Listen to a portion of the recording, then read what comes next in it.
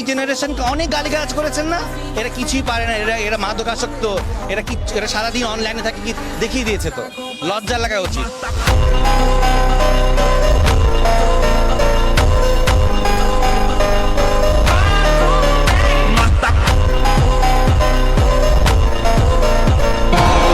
আমরা এই দেশে বাস করি, একটা স্বাধীন দেশে বাস করি।